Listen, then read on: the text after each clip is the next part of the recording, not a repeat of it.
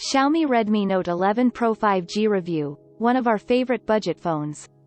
Xiaomi has updated its affordable Redmi Note range with the new Note 11, Note 11 Pro 5G and various other models. So, what makes something a pro device at the cheap end of the market? It's been a while since I've seen a phone in the affordable bracket that had a truly pleasing design. Most are perfectly serviceable variations on the slab of glass and plastic that we know so well, but this time around Xiaomi has impressed with an aesthetic that defies the device's price tag. Gone are the shiny surfaces, curved edges and jumbled camera bump of the Redmi Note 10 Pro, replaced instead with a more refined approach. The squared-off edges and chassis surround give the Note 11 Pro 5G a similar look to the current iPhone 13 range, while the simple plastic back and more organized camera array keep the minimalist design intact. The front is home to a 6.67 inches AMOLED panel, with a central punch hole opening for the selfie camera that also allows the face unlock feature. On the right side you'll find the volume and power buttons, of which the latter includes a fingerprint sensor. Throughout my time with the Note 11 Pro 5G I found the sensor was very reliable, but if, like me, you're left-handed, then it can take a while to retrain your instincts and reach for the phone with your non-dominant hand. Xiaomi somehow also includes an IP53 dust and splash protection rating, which is impressive at this price. There's also a silicone case for added grip and protection, but in truth it does cheapen the look of this handsome phone. To complement the elegant styling, Xiaomi bestows a 6.67 inches Full HD Plus AMOLED display on the Note 11 Pro 5G. The 2400x1080 resolution and 20:9 aspect ratio mean that this is a tall phone, so it's definitely one that requires two hands to operate comfortably, but that's pretty much the norm now. The panel is very nice, with plenty of color and contrast, plus the option to switch the refresh rate up to a maximum of 120 Hz means that gamers will enjoy the fluid scrolling and movements of graphically busy titles, especially with the 360 Hz touch sampling rate that's included. If you're not too bothered by such things, then you can leave the default 60 Hz setting on and gain a bit more battery life instead. Brightness is okay, with the display reaching a maximum of just over 400 nits in normal mode with auto brightness disabled.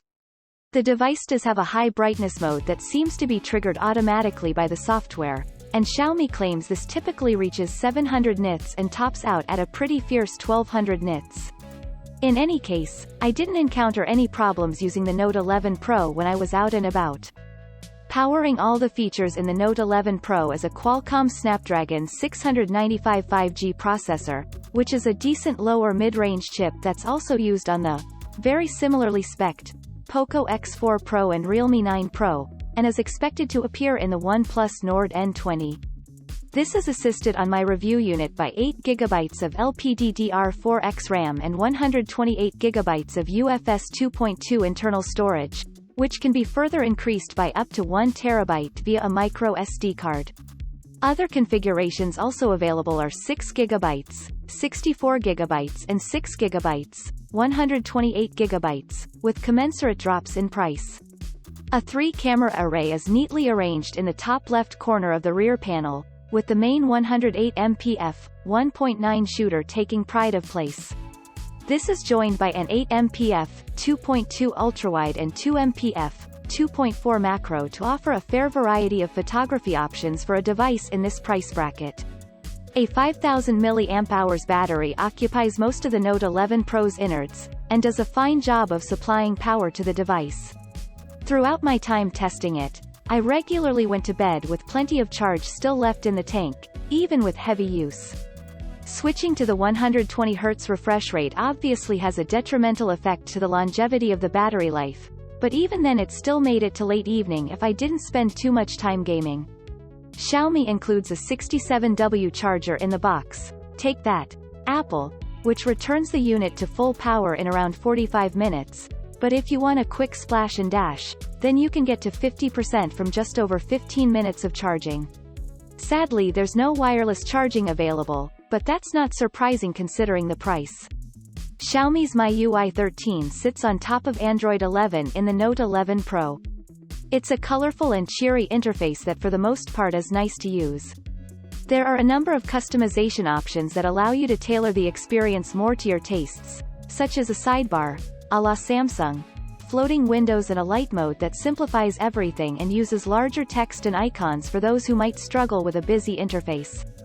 The Redmi Note 11 Pro 5G is a solid mid-range performer that gets a lot of things right. Its design is probably the best I've seen in this price bracket, and the all-round performance makes it easy to recommend. I did find the camera solid rather than amazing, and there were a few glitches here and there, but overall it delivers pretty much everything you want from an inexpensive smartphone, including 5G.